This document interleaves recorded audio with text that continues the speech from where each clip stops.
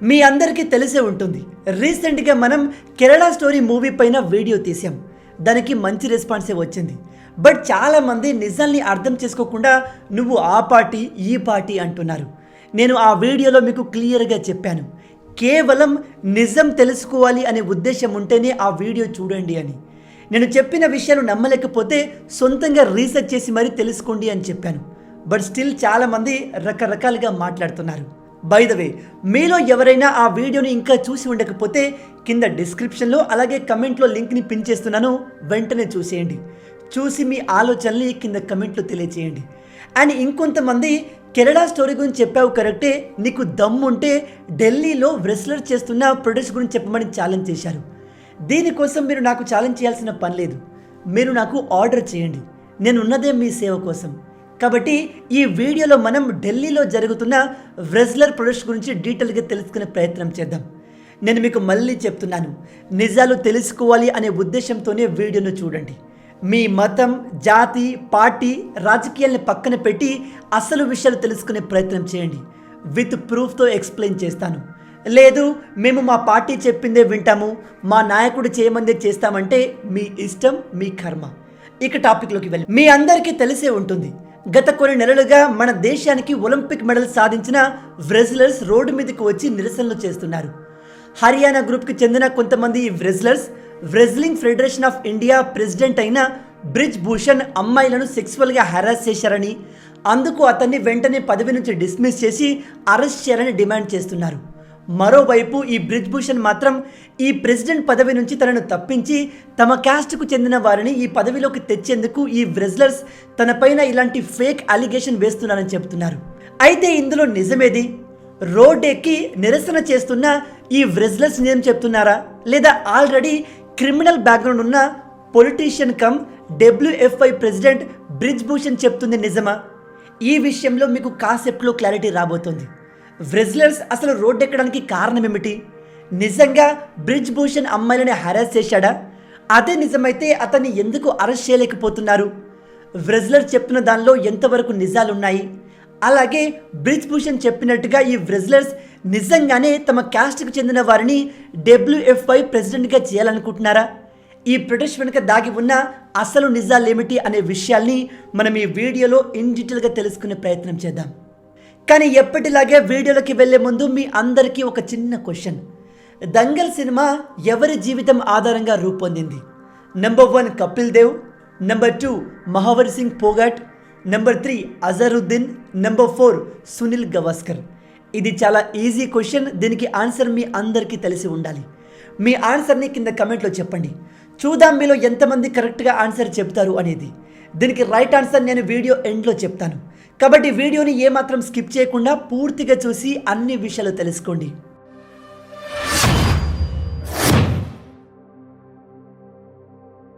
ఈ రెజ్లర్ చేస్తున్న ప్రొడక్ట్స్ గురించి మనకు క్లియర్గా తెలియాలి అంటే ముందుగా మనం ఇందులో ఇన్వాల్వ్ అయిన వారి గురించి తెలుసుకోవాలి. కాబట్టి ఫస్ట్ మనం బ్రిజ్ భూషణ్ గురించి తెలుసుకుందాం. ఈ బ్రిజ్ భూషణ్ బీజేపీకి చెందిన ఒక ఎంపీ. ఇతను బీజేపీలోకి రాకముందు సమాజ్వాదీ పార్టీ ఎంపీగా ఉండేవాడు. ఇతను ఎలక్షన్లో పోటీ చేస్తున్నాడంటే అపోజిషన్లో ఉన్నది ఎవరైనా సరే వార్ వన్ సైడ్ అయిపోతుంది. ఇతనికి పోటీగా ఎవరున్నా గెలిచేది మాత్రం ఈ బ్రిజ్ భూషణే. సింపుల్గా చెప్పాలంటే బ్రిజ్ భూషణ్కి పొలిటికల్ పార్టీతో సంబంధం లేదు. తను ఏ పార్టీలో ఉన్నా ఖచ్చితంగా గెలుస్తాడు. అదే అతని స్పెషాలిటీ. ఇతనికి పొలిటికల్ పార్టీతో అవసరం లేదు, పొలిటికల్ పార్టీలకే ఇతని అవసరం ఉంటుంది. ఇంట్రెస్టింగ్ విషయం ఏమిటంటే బాబ్రీ మసీద్ కూల్చేసిన కేసులో అరెస్ట్ అయిన మొట్టమొదటి వ్యక్తి ఈ బ్రిజ్ భూషణే. అంతేకాదు దావూద్ ఇబ్రాహీంతో కనెక్షన్ ఉండడం వల్ల ఇతని 1996 జనరల్ ఎలక్షన్లో పోటీ చేయకుండా అడ్డుకున్నారు. దాంతో అతను తన భార్యను ఎలక్షన్ బరిలోకి దింపాడు. దాని రిజల్ట్ ఏమై ఉంటుందో మీరు ఆల్రెడీ గెస్ చేయొచ్చు. అందరూ ఊహించినట్టుగానే అతని భార్య గెలిచింది. రాజ్ ఠాక్రే ఎప్పుడు కూడా బీహార్, ఉత్తరప్రదేశ్, నార్త్ స్టేట్ గురించి వ్యతిరేకంగా మాట్లాడతారని రీసెంట్గా అతన్ని అయోధ్యలో అడుగు పెట్టనివ్వకుండా ఈ బ్రిజ్ భూషణ్ అడ్డుకున్నారు. ఇప్పటి వరకు బ్రిజ్ భూషణ్ పైన మర్డర్, రాబరీ, ఇల్లీగల్ పేమెంట్స్ లాంటి 3-4 కేసులు ఆల్రెడీ పెండింగ్లో ఉన్నాయి. అంతేకాదు తను సొంతంగా ఒక మర్డర్ కూడా చేశానని ఒక ఇంటర్వ్యూలో ఓపెన్గా ఒప్పుకున్నాడు. అయినా కూడా ఇతన్ని ఇప్పటి వరకు ఎవరూ అరెస్ట్ చేయలేదు. అయితే ఈ బ్రిజ్ భూషణ్ 2012 నుంచి WFI రెజ్లింగ్ ఫెడరేషన్ ఆఫ్ ఇండియాకి ప్రెసిడెంట్గా కొనసాగుతున్నాడు. ఇతను ప్రెసిడెంట్గా అపాయింట్ అయిన తర్వాత ప్లేయర్స్ కూడా చాలా బాగా పర్ఫామ్ చేయడం స్టార్ట్ చేశారని చాలామంది చెబుతూ ఉంటారు. ఇదంతా కూడా బ్రిజ్ భూషణ్కి సంబంధించిన కొన్ని ముఖ్యమైన విషయాలు. ఇప్పుడు మనం ఢిల్లీలోని జంతర్ మంతర్లో ప్రొటెస్ట్ చేస్తున్న రెజ్లర్స్ గురించి తెలుసుకుందాం. ఈ ప్రొటెస్ట్లో పాల్గొన్న రెజ్లర్స్ అందరూ కూడా హర్యానాలోని ఒక గ్రూప్కి చెందిన వారే. ఈ క్రీడాకారులు ఒలింపిక్ పథకాలు సాధించి దేశానికి గర్వకారణంగా నిలిచారు. కేవలం ఒలింపిక్లోనే కాదు, ఇతర గేమ్స్లో కూడా పాల్గొని మన దేశానికి ఎన్నో పథకాలు తీసుకువచ్చారు. బాధాకరమైన విషయం ఏమిటంటే ఒలింపిక్స్ సాధించిన తర్వాత ఆనంద బాష్పాలతో వీళ్ళ కళ్ళలో నీళ్లు కనిపించేవి. కానీ అవే కన్నీళ్లు ఇప్పుడు తమకు జరిగిన అన్యాయాన్ని తెలియజేస్తున్నాయి. విషయం ఏమిటంటే ఈ రెజ్లర్ల ప్రకారం బ్రిజ్ భూషణ్ దాదాపు 1000 మంది అమ్మాయిలతో సెక్సువల్ హరాస్మెంట్ చేశాడు. అందుకు అతన్ని వెంటనే ప్రెసిడెంట్ పదవి నుంచి తొలగించి అరెస్ట్ చేయాలని వీళ్ళు డిమాండ్ చేస్తున్నారు. ఈ హరాస్ చేయబడిన అమ్మాయిలు పబ్లిక్గా బయటకు రాలేకపోతున్నారు కాబట్టి మేము వాళ్ళ కోసం ఫైట్ చేస్తున్నామని ఈ రెజ్లర్స్ చెప్తున్నారు. ఇప్పటి వరకు ఈ స్టోరీ చాలా క్లియర్గా ఉంది. అయితే ఇప్పుడు నేను చెప్పబోయే నిజాలు మీలో చాలా మందికి నచ్చకపోవచ్చు. నిజానికి అవి మీ ఆలోచన విధానానికి కంప్లీట్గా విరుద్ధంగా కూడా ఉండొచ్చు. ఏది ఏమైనా నా పని మీకు వాస్తవాలు చెప్పడం, అది కూడా ఆధారాలతో. కాబట్టి జాగ్రత్తగా వినండి. 2021 వరకు అంతా బాగానే ఉండేది. కానీ 2021 తర్వాత సడన్గా హర్యానాలోని ఈ రెజ్లర్స్కి రెజ్లింగ్ ఫెడరేషన్ ఆఫ్ ఇండియాకి మధ్య విభేదాలు స్టార్ట్ అయ్యాయి. దీనికి కారణం 2021లో WFI కొత్త రూల్స్ని ప్రవేశపెట్టడం. ఆ రూల్స్ ఏమిటంటే ఈ కొత్త రూల్స్ ప్రకారం దేశంలోని ఏ రెజ్లర్ ప్లేయర్ అయినా, అది ఒలింపిక్ ఆడిన ప్లేయర్ అయినా, ఇంటర్నేషనల్లో ఆడిన ప్లేయర్ అయినా, ఆఖరికి నేషనల్ లెవెల్లో ఆడిన ప్లేయర్ అయినా ప్రతి ఒక్కరు కూడా ఫిట్నెస్ ట్రయల్ టెస్ట్లో పాస్ అవ్వాల్సిందే. ఎందుకంటే క్రీడాకారులు ఫిట్గా ఉంటేనే కదా ఇంటర్నేషనల్ స్టేజ్ పైన ప్రత్యర్థులను ఎదుర్కొనేది. ఈ కొత్త రూల్ ప్రవేశపెట్టడానికి మెయిన్ రీజన్ ఏమిటంటే చాలామంది ప్లేయర్స్ తమ గాయాల్ని, తమ వీక్నెస్ని దాచి నేషనల్, ఇంటర్నేషనల్ స్టేజ్ పైన ఆడి ఓడిపోతున్నారు. అందుకే ఈ రూల్ ద్వారా ఏ ప్లేయర్ అయితే ఫిట్గా, స్ట్రాంగ్గా, బాగా పర్ఫామ్ చేస్తారో వాళ్ళకే ఇంటర్నేషనల్ స్టేజ్ అండ్ ఒలింపిక్స్ వెళ్ళేందుకు ఛాన్స్ దొరుకుతుంది. అంతేకాదు కొత్త ప్లేయర్స్కి కూడా అవకాశం లభిస్తుంది. ఈ రూల్తో పాటు మరో కొత్త రూల్ని కూడా ఇంట్రడ్యూస్ చేశారు. అదేంటంటే మునిపెన్నడు లేని విధంగా ప్రతి ఒక్క స్టేట్కి ప్లేయర్స్ కోటాను ఫిక్స్ చేశారు. దేశంలోని ప్రతి స్టేట్కి ఈక్వల్ కోటా ఇవ్వడంతో ఈ WFI పైన హర్యానా ఫెడరేషన్ సీరియస్ అయింది. ఎందుకంటే హర్యానాలో రెజ్లర్ల సంఖ్య మిగతా రాష్ట్రాలతో పోలిస్తే భారీగా ఉంటుంది. కొత్త రూల్స్ ప్రకారం ప్రతి రాష్ట్రం నుంచి కేవలం ఒక జట్టు మాత్రమే పార్టిసిపేట్ చేయాలి. ఇది హర్యానాకు సమస్యగా మారింది. ఎందుకంటే అక్కడ ఉన్న ఎక్కువ మంది ప్లేయర్స్ని ఒకే టీంలో తీసుకోవడం ఇంపాసిబుల్. అందుకే ఇక్కడ ప్రొటెస్ట్ చేస్తున్న బజరంగ్ పూనియా, సాక్షి మాలిక్, వినేష్ ఫోగట్లకు ఈ కొత్త సెలక్షన్ ప్రాసెస్ అస్సలు నచ్చలేదు. అందుకే ఈ సెలక్షన్ ప్రాసెస్కి అగెన్స్ట్గా ఉంటూ న్యూఢిల్లీ, గుజరాత్లో జరిగిన ఏషియన్ గేమ్స్ సెలక్షన్ ప్రాసెస్లో పార్టిసిపేట్ చేయకుండా కావాలనే స్కిప్ చేశారు. దాంతో డిసెంబర్ 2022లో WFI ఎవరైతే సెలక్షన్ ప్రాసెస్లో పార్టిసిపేట్ చేశారో కేవలం వాళ్ళను మాత్రమే ఏషియన్ గేమ్స్లోకి కన్సిడర్ చేస్తామని ఒక ప్రకటన విడుదల చేసింది. అంటే WFIకి అగెన్స్ట్గా ఉంటూ కావాలనే సెలక్షన్ ప్రాసెస్లో పార్టిసిపేట్ చేయని బజరంగ్ పూనియా, సాక్షి మాలిక్, వినేష్ ఫోగట్లను ఏషియన్ గేమ్స్కి సెలెక్ట్ చేయకుండా పక్కన పెట్టేశారు. దాంతో జనవరి 2023లో ఈ ముగ్గురు రెజ్లర్స్ ఇతర రెజ్లర్లను వెంటబెట్టుకొని ఢిల్లీలో ప్రొటెస్ట్ చేశారు. అప్పుడు వాళ్ళు చెప్పింది ఏమిటంటే WFI ప్రెసిడెంట్ అయిన బ్రిజ్ భూషణ్ చాలామంది అమ్మాయిలను సెక్సువల్గా హెరాస్ చేశారు కాబట్టి అతని వెంటనే ప్రెసిడెంట్ పదవి నుంచి వైదొలగించి అరెస్ట్ చేయాలని డిమాండ్ చేశారు. దాంతో వెంటనే చాలామంది సెంట్రల్ మినిస్టర్లు ఈ రెజ్లర్లను కలిసి ఈ టోటల్ మ్యాటర్పై దర్యాప్తు చేస్తామని హామీ ఇచ్చారు. అంతేకాదు దీనిపై 7 మెంబర్స్తో కూడిన ఒక కమిటీని కూడా ఏర్పాటు చేశారు. ఇందులో మేరీ కోమ్, బబితా ఫోగట్, యోగేశ్వర్ దత్ లాంటి గోల్డ్ మెడలిస్టులు, వీళ్ళతో పాటు ఇతర ఒలింపియన్స్ కూడా ఈ కమిటీలో సభ్యులుగా ఉన్నారు. ఈ కమిటీ థరోగా ఇన్వెస్టిగేట్ చేసి కొన్ని నెలల తర్వాత ఒక రిపోర్ట్ని విడుదల చేసింది. ఈ రిపోర్ట్లో బ్రిజ్ భూషణ్పై వచ్చిన ఆరోపణల్లో ఎటువంటి వాస్తవం లేదని, ఎటువంటి ఆధారాలు లేవని, ఇప్పటి వరకు ఏ అమ్మాయి కూడా తమకు అన్యాయం జరిగిందని కంప్లైంట్ చేయలేదని తెలిపారు. దీంతో బ్రిజ్ భూషణ్పై వచ్చిన ఆరోపణలు కొట్టిపారేస్తూ అతను ప్రెసిడెంట్ పదవిలో కొనసాగవచ్చని డిసైడ్ చేశారు. అంతేకాదు ఈ రిపోర్ట్లో చెప్పిన కొన్ని వాస్తవాలు వింటే మీలో చాలా మంది షాక్ అవుతారు. అవేంటంటే వినేష్ ఫోగాట్ అండ్ సాక్షి మాలిక్ ఇద్దరు బ్రిజ్ భూషణ్ పై చాలా తప్పుడు ఇన్ఫర్మేషన్ ఇచ్చారని తేలింది. 2015 టర్కీలో గేమ్స్ అటెండ్ అయినప్పుడు బ్రిజ్ భూషణ్ తనను అసభ్యకరమైన రీతిలో తాకాడని వినేష్ ఫోగాట్ తెలిపింది.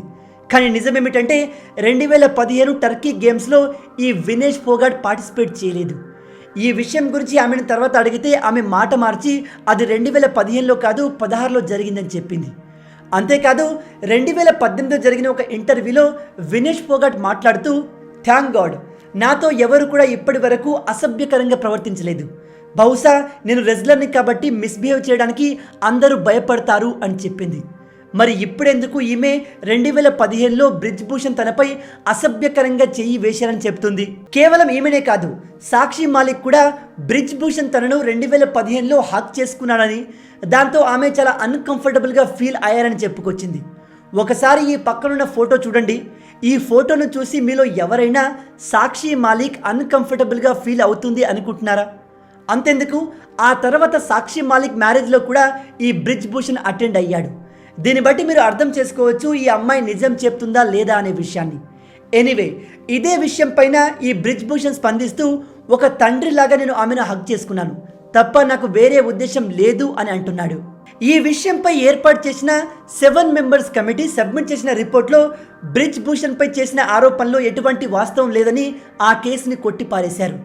దాంతో ఆ ఎపిసోడ్ మొత్తానికి ఫుల్ స్టాప్ పడింది.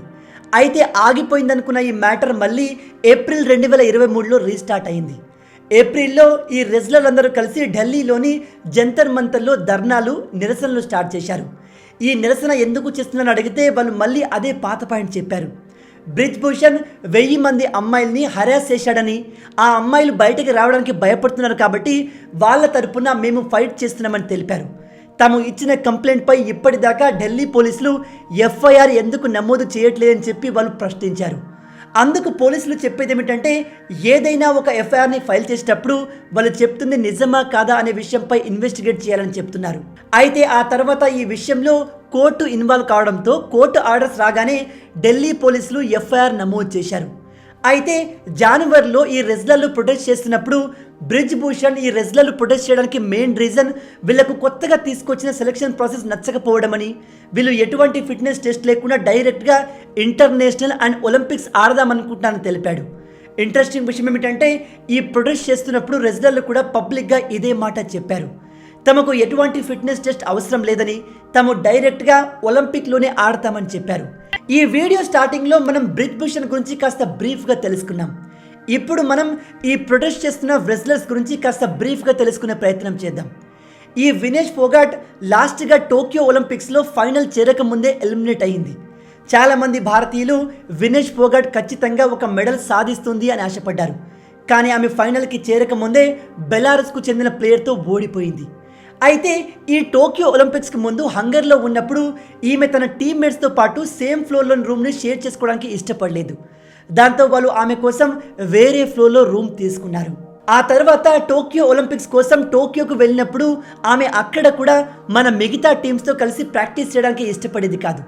కేవలం అంతేకాదు, మ్యాచ్లో కూడా ఆమె ఇండియన్ స్పాన్సర్ టీషర్ట్ వేసుకోవడానికి నిరాకరించి దాని ప్లేస్లో నైకీ టీషర్ట్ వేసుకొని మ్యాచ్ ఆడింది. దీంతో Indian Olympic Association Wrestling Federation of ఇండియాపై సీరియస్ అయింది. ఒలింపిక్స్ తర్వాత ఇండియాకు తిరిగి వచ్చిన వినేష్ ఫోగాట్ని WFI తన బిహేవియర్ గురించి ప్రశ్నించింది. టీమ్మేట్స్తో సేమ్ ఫ్లోర్లో ఉండేందుకు ఇష్టపడకపోవడం, వాళ్ళతో ప్రాక్టీస్ చేయకపోవడం, చివరికి ఇండియన్ అఫీషియల్ జెర్సీ కూడా వేసుకోకపోవడానికి కారణాన్ని అడిగింది. ఆ తర్వాతే 1000 మందిని హరాస్ చేశారని బ్రిజ్ భూషణ్పై ఆరోపణలు స్టార్ట్ అయ్యాయి. కానీ ఏ ఒక్క అమ్మాయి కూడా తనకు అన్యాయం జరిగిందని పబ్లిక్గా ఆధారాలతో నిరూపించలేదు. అయితే కొంతవరకు బ్రిజ్ భూషణ్ బ్యాక్గ్రౌండ్ చూసి అమ్మాయిలు భయపడి ముందుకు రాలేకపోతున్నారని మనం అనుకోవచ్చు. ఏప్రిల్లో మరోసారి ఈ ప్రొటెస్ట్ స్టార్ట్ అయినప్పుడు దేశంలో ఉన్న అనేక అపోజిషన్ పార్టీ లీడర్లు ఈ విషయంపై రాజకీయం చేయడం స్టార్ట్ చేశారు. అంతేకాదు, ఎవరైతే లాస్ట్ ఇయర్ ఫార్మర్ ప్రొటెస్ట్లో పాల్గొన్నారో వాళ్ళు కూడా ఈ ప్రొటెస్ట్లో పాల్గొని డైరెక్ట్గా మోడీని టార్గెట్ చేయడం, అనేక వ్యాఖ్యలు చేయడం మొదలుపెట్టారు. అయితే దీనిపై కోర్టు ఎటువంటి తీర్పునిస్తుందో మనకు కాలమే చెప్తుంది. కానీ ఒకవేళ ఈ రెజ్లర్లు చెప్తుంది నిజమైతే మాత్రం ఇది ఇండియన్ పాలిటిక్స్ పైన ఘోరంగా ఇంపాక్ట్ చూపిస్తుంది. మరీ ముఖ్యంగా 2024 ఎలక్షన్స్పై దీని ప్రభావం ఖచ్చితంగా ఉంటుంది.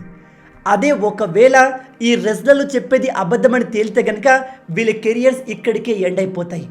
మన దేశంలో అమ్మాయిలు ప్రతిరోజు ఎక్కడో అక్కడ ఏదో విధంగా సెక్సువల్గా హెరాస్ అవుతూనే ఉన్నారు. భయం కారణంగానో లేదా మరేతర కారణాల వల్ల అమ్మాయిలు ముందుకు వచ్చి కంప్లైంట్ చేయలేకపోతున్నారు. దాంతో వాళ్లకు ఎటువంటి న్యాయం జరగట్లేదు. అలాగే ఇక్కడ ఇంకో ముఖ్యమైన విషయం ఏంటంటే, మన దేశంలోని మగవారి విషయానికి వస్తే ఒక వ్యక్తిపై ఎఫ్ఐఆర్ నమోదైతే చాలు, అది నిజమా అబద్ధమా వేరే సంగతి, వెంటనే అతన్ని దోషిగా నిర్ధారిస్తారు. ఒక వ్యక్తి నిర్దోషిగా ప్రూవ్ అయ్యే వరకు అతన్ని దోషిగానే చూస్తారు. అందుకే అంటారు, a woman is always innocent until proven guilty and a man is always guilty until proven innocent అని. అయితే ఈ కేసులో ఉన్న వ్యక్తి యొక్క బ్యాక్గ్రౌండ్ అండ్ అతని హిస్టరీ అంత క్లీన్గా లేకపోవడం వల్ల కూడా మనకు సహజంగానే అతని పైన డౌట్ వస్తుంది. అయితే దీని గురించి మీరేమనుకుంటున్నారు? WFI తీసుకొచ్చిన కొత్త రూల్స్ ప్రకారం ఈ రెజ్లర్స్ అందరూ ఫిట్నెస్ టెస్ట్ పాస్ అయ్యి ఇంటర్నేషనల్ స్టేజ్లో పార్టిసిపేట్ చేయాలా, లేదా ఎటువంటి టెస్ట్ లేకుండా డైరెక్ట్గా ఒలింపిక్లో పార్టిసిపేట్ చేస్తే బెటరా? నా ఒపీనియన్ విషయానికి వస్తే నిజంగా వీళ్ళు టాలెంటెడ్ అయితే ఎటువంటి ఫిట్నెస్ టెస్ట్కైనా ఎటువంటి ట్రయల్కైనా రెడీగా ఉండాలి. అలాగే మన దేశంలో రెజ్లర్స్ అంటే కేవలం హర్యానానే కాకుండా అన్ని రాష్ట్రాల వారికి సమాన అవకాశాలు ఇవ్వాలి. అలాగే ఈ రెజ్లర్స్ అందరికీ సమానంగా చూసి వీళ్ళలో బెస్ట్ పర్ఫార్మర్ని ఇంటర్నేషనల్స్కి పంపాలి. ఎందుకంటే ఇది మన దేశ గౌరవానికి సంబంధించిన విషయం. ఇక ఈ బ్రిజ్ భూషణ్ విషయానికి వస్తే ఇతని బ్యాక్గ్రౌండ్ చూస్తే ఎవరికైనా ఇతని పైన అనుమానం వస్తుంది. ఇతను నిజంగానే అమ్మాయిల్ని ఇబ్బంది పెట్టి ఉంటే ఇతన్ని కఠినంగా శిక్షించాలి. కానీ ఢిల్లీలో వీళ్ళు చేస్తున్న ఈ మొత్తాన్ని చూస్తే మీకేమనిపిస్తుంది? ఇతను అమ్మాయిల్ని నిజంగా హెరాస్ చేసి ఉంటాడా, లేదా ఇదంతా ఒక ఫేక్ ప్రాపగండానా? మీ ఆలోచనల్ని కింద కమెంట్లు తెలపండి. ఇక నేను మిమ్మల్ని మొదట్లో అడిగిన ప్రశ్నకు సమాధానం విషయానికి వస్తే, దంగల్ సినిమా ఎవరి జీవితం ఆధారంగా రూపొందింది? దీనికి right answer number 2, Mahavir Singh Phogat. మీలో ఎంతమంది దీన్ని కరెక్ట్గా ఆన్సర్ చేయగలిగారు? హానెస్ట్గా కింద కమెంట్లో చెప్పండి. మొత్తంగా ఇవి ఈ వీడియోకి సంబంధించిన పూర్తి విషయాలు. ఈ వీడియో మీకు ఎలా అనిపించింది? మీకు నచ్చిందని అనుకుంటున్నాను. నచ్చితే అలా ఊరికే చూసి వెళ్ళిపోకుండా వీడియోని లైక్ చేసి ఇలాంటి మరిన్ని ఇంట్రెస్టింగ్ వీడియోస్ కోసం మన ఛానల్ని సబ్స్క్రైబ్ చేసి మమ్మల్ని సపోర్ట్ చేయొచ్చు కదా. ఇది మీకు కంప్లీట్లీ ఫ్రీ. కానీ మీరు చేసే ప్రతి ఒక్క లైక్ అండ్ సబ్స్క్రిప్షన్ నాకు మరిన్ని వీడియోస్ చేయడానికి ఒక మోటివేషన్లా ఉంటుంది. అలాగే రాబోయే వీడియోలో మీరు ఏ టాపిక్ గురించి తెలుసుకోవాలనుకుంటున్నారో మాకు కింద కమెంట్లో చెప్పండి. నెక్స్ట్ వీడియోలో ఇంకో ఇంట్రెస్టింగ్ టాపిక్తో మళ్ళీ కలుద్దాం. అంటిల్ దెన్, జై హింద్.